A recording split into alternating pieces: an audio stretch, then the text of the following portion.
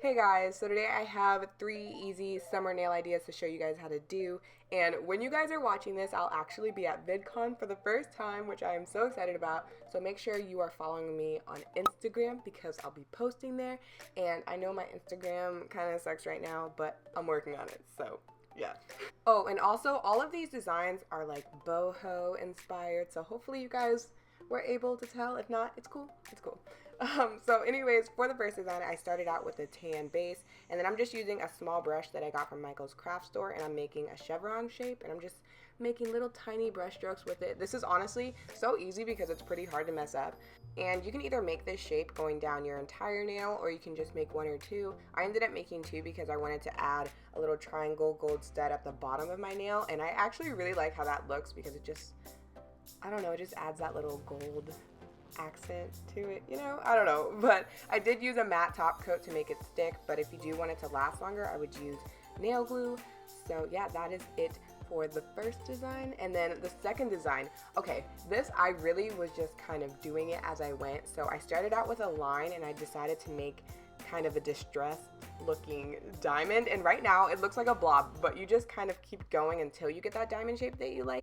See this? This is why I normally don't do voiceovers, because I just feel like it's so much easier to watch what I'm doing instead of me trying to explain it, because I can't explain this to save my life. But basically, you're just gonna keep making little strokes just like the previous design, but instead you're making it into a shape. That makes sense, kind of. Also, if anybody was wondering, these nails were inspired by a rug. So yeah, anyways, I finished off this nail with a matte top coat and then added 2 gold studs just to tie everything together. And this is Sally Hansen Big Matte Top Coat. That is the matte top coat that I always use. And you guys, I absolutely love how these nails turned out. They look like I put more effort into them than I actually did, but really, these were super easy to do, super cute, and I'm obsessed. Moving on to the next nail idea, I really wanted to try to do some shibori tie-dye inspired nails because I just felt like that'd be super easy and perfect for the summer. So this is actually really similar to how I did the first nail idea. I'm just starting out with a small brush and some white nail polish and just making tiny little strokes, and you can honestly do whatever pattern you want. Like, go ahead and Google a picture of shibori tie-dye and just copy off of it, because that's pretty much what I did. I did like the really basic one though, not gonna lie. And then with this, I actually decided to do a few strokes of white that were a little bit longer. I don't know if you guys can see what I tried to do, but I just felt like that made it look more realistic. And then I went back in with the blue polish and just kind of went along the edges to make it look like a tie-dye blending out, and I just feel like that actually made such a huge difference. And once that dries, you can go ahead and apply your top coat, and I was actually kind of torn on which top coat to do, so I did both. I did a glossy top coat first just to see how that looked, and I actually really liked that. It just made everything look smooth and glossy, but at the same time, I feel like the matte top coat makes it look more like actual tie-dye fabric. So I'm leaning toward that, but again, it's pretty much up to you, but I will show you guys both so you guys can see. So that is it for the shibori tie-dye nail. So for my next design, I am starting out with a completely dry white base.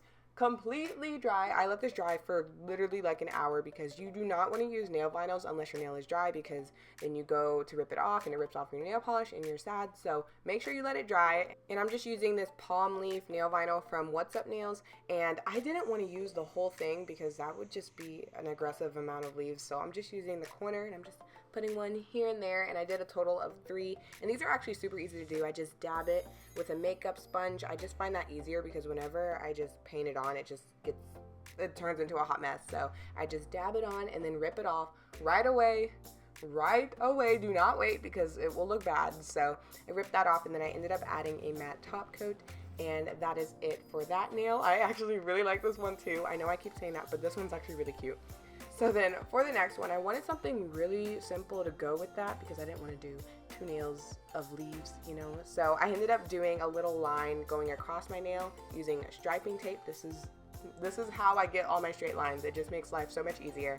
So again, I'm making sure I take that tape off right away, and yeah, that's all there is to it. And whenever you're adding a color on top of a white base, really make sure it dries completely before you add a top coat, because I feel like there's nothing worse than being completely done and then you add the top coat and it just smears. and you can see it perfectly. So make sure it dries completely, and then I just added a gold stud just to, again, add that little gold accent. And that is it for the last design. I hope you guys enjoyed the video. Let me know which one was your favorite, and I will see you guys in my next video. Bye!